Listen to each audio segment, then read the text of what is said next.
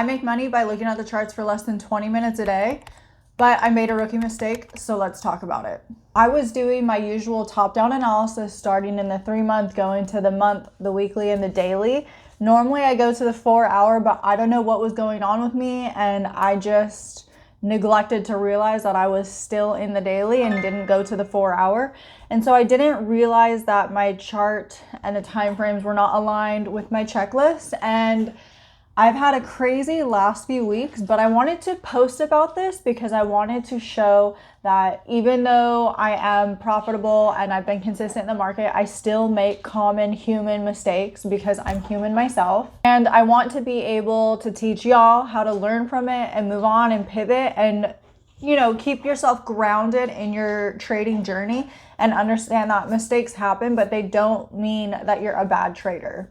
So what happened because of this? Well, I'm currently in drawdown, so I'm losing money. And that kind of humbled me really fast because I've been feeling so good about my trading and my entries and my exits. And so something like this was bound to happen, or not bound to, but you know, easily could have happened.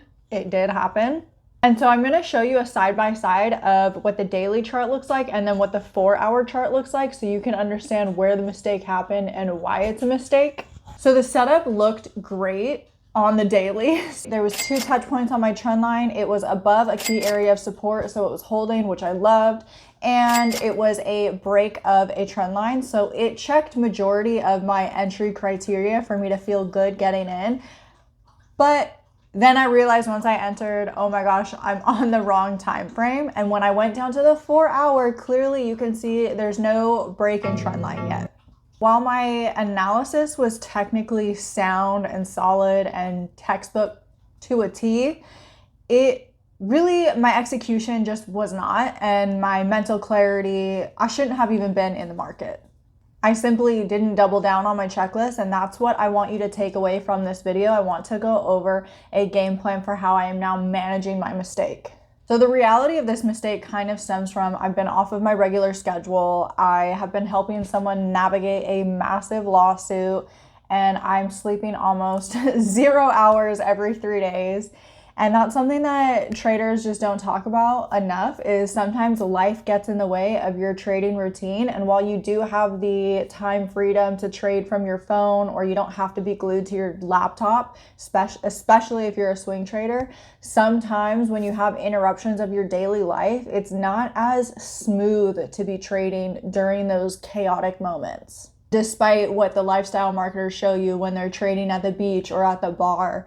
And I fully believe that those individuals do that, but how often do they do it? I have no idea. So now I have 2 choices. I can exit this trade immediately for a small controlled loss, or I can continue my analysis on the daily time frame where I entered and just manage it as a swing, a longer swing than I'm used to. So I'm going to choose option 2.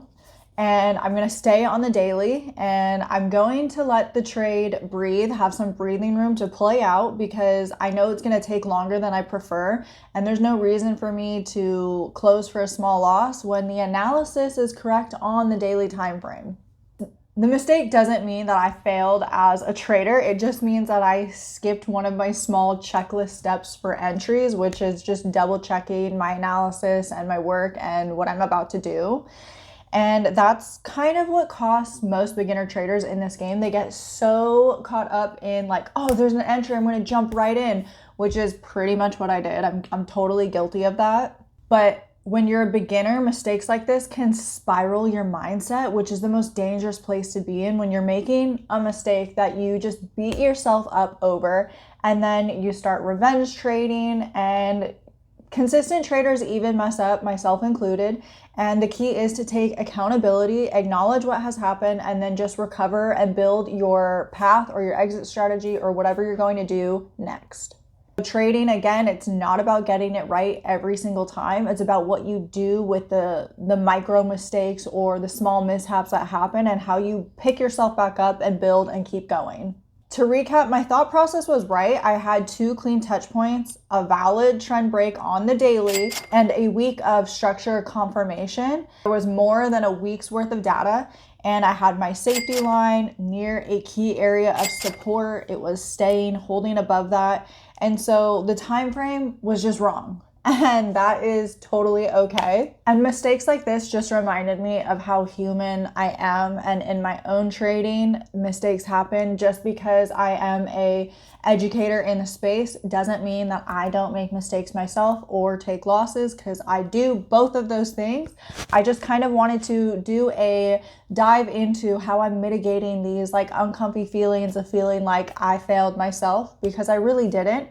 And that is the most difficult part of trading. You have to be able to give yourself some grace to make mistakes along the way, even when you become profitable. So my message to you beginner traders, or just traders who are struggling to find consistency and profitability in the market, give yourself some grace. Like, be kind to yourself. This is really difficult stuff that you are attempting to teach yourself. And I applaud you just for doing that, because most people, there's this statistic, most quit within 30 days, 90% of traders fail. And if you've already surpassed the 30 days and you're continuing, like, that is a huge win in my book.